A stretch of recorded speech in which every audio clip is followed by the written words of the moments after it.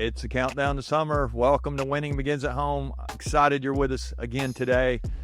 Yesterday, we started a little, what I'm calling the countdown to summer, last 4 days of May. We went 4 yesterday, called it 4 gauges.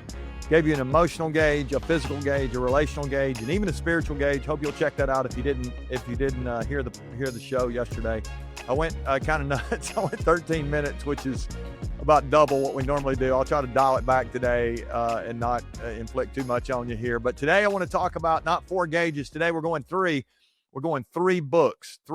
And so I want to challenge you as you go into summer to read 3 books this summer. Use those 4 gauges every day. Help yourself, take an inventory day by day of those 4 areas that we talked about. But today, 3 books. Well, what 3 books would you read?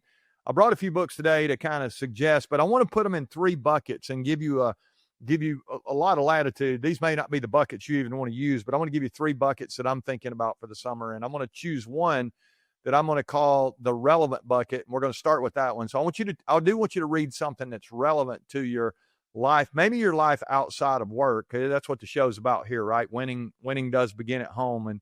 And yet this book might be something that would be good for you at work. This book that I'm going to show you here is a book called The Leader's Bookshelf. And so this is a little bit of a cheat here. Shout out to Admiral James, what is his name? Stavridis. And he's retired. And then Manning Ansel, the co-author here of this Leader's Bookshelf. I was at a retreat a few weeks ago, and I was having dinner with a guy who's a friend of mine, a financial planner guy, and we were swapping, what are you reading? And this guy, Eric, he said, I've just read a book called The Leader's Bookshelf. And I said, tell me about it. And this book's pretty fascinating. The Admiral here and co-author, they interviewed 200 4-star generals that were either retired or still active. And they asked them for their favorite books. And so these guys have compiled the top 50 books out of those 200 generals and their reading list. And they've given us a book. And each, I guess you would call it chapter here. I'm excited. It gives you a little bit of glimpse of the author of each of those books, but it tells you a couple pages about the book. And so this is a little bit of a cheat book because this book is going to help me know more what to read, but you might want to check this one out. I've not read it yet, but Eric says it's great. It's on my list here for the summer. I'm going to do that one. So I'm going to encourage you to get a relevant book. To me, I'm always looking for books. And so this felt relevant to read this book, to maybe find some recommendations here. And if I find anything great in there, I'll pass it along to you at some point. So I want you to get a relevant book. You may have a need right now to grow your family. If that's the case, let's see, I probably got a copy here somewhere. I do have a copy of Winning Begins at Home. I know I've got one. Here we go. Taking time. If you're watching on YouTube, you think, what is this guy doing? I'm grabbing a copy.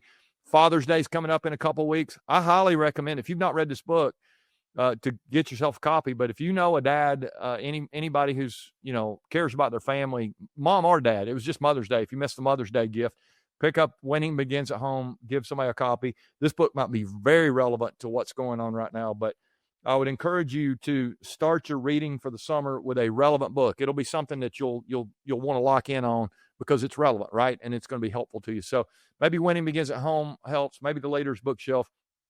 All right, book number 2, I'm going to encourage you to read some fiction. So now this is a little bit loaded. Years ago, I didn't read very much fiction at all. I had a buddy of mine, shout out to John Orr, my old buddy. John, big fiction reader. He got me hooked on some fiction. I started reading it, and I really liked it. And what I found was, as a writer myself, it's just great to read other people's writing, good fiction, all kind of stuff out there. And you may not think, well, that's not relevant to my life. I think good stories are always relevant to our what's going on in our lives. It might just be something to help you escape from work a little bit. I mean, whatever you choose. I would encourage you. And I'm reading, I've got a little series here actually by a guy named Darren Donnelly, who writes sports. I'd call it sports fiction. He calls it actually fiction for the soul. We talked about the spiritual life yesterday a little bit, but he's got a new one out. I say new, it's been out a little while. It's a book called The Mental Game. And it's around the the setting is golf, and it's about winning the war within your mind. And so I can't wait to read The Mental Game from Darren Donnelly. I found out about that book, or his books. I was doing a speaking event for the police officers up in Columbus, Ohio, and at the end of the event, a guy came up and he actually had a copy of the first book of Darren's. I think it was, let's see which one here. I've got it with me.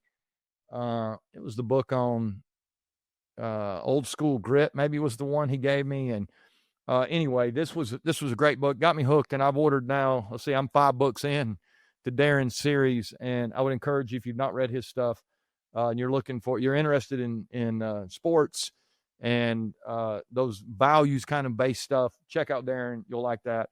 So we got what do we got? We have a relevant book, and we've got we'll call it fiction. And then book number 3 that I've got on my list here for the summer is what I'm going to call an old book. And I want to encourage you to read something old. You may not have read an old book in a while, and I'm going to classify this book as old. This is a book called The Hero with 1,000 Faces. It's also a relevant book to me. It's about being a better storyteller, and it's a book by a guy named Joseph Campbell. Old book. I say old. I think 1949. So I'm going to count 75, 76 years as being an old book. It needs to be older than 50 years old. Let's make that our goal here. So find something that was written, at least 50 years ago, and obviously there's stuff that's been written hundreds of years ago, old classical fiction, and you might combine a couple of these. But I want to encourage you to find something that's old. There's a reason it stood the test of time. It's still being sold. It's still, it's still relevant, if you want to say it that way. And I would encourage you to broaden your reading here as you go into the summer. So it's summer reading time. If you're in, you're one of the kids and you're in AP, you got the reading list from your teacher. Well, we're going to go old school here, and I'm going to give you your reading list. I want you to read something relevant. I want you to read something old, and I want you to read something that's fiction. And if you'll do that this summer, I think those 3 books are going to give you a little bit of a well-rounded way to think about life outside of work, maybe give you some new ideas, some things that might even help you at work would be great. But I want to encourage you, 3 books, okay? 3 books. That's our homework. You got June, July, and August to do this. Take the next 3 months, find a book a month, put them on your list. I encourage you to use those 4 gauges, the 3 books. Tomorrow, if you'll come back, I'll give you 2 things that you need to do that might just literally transform your life. I hope you'll join us for that. Remember, winning begins at home. All right, love you guys. See you tomorrow.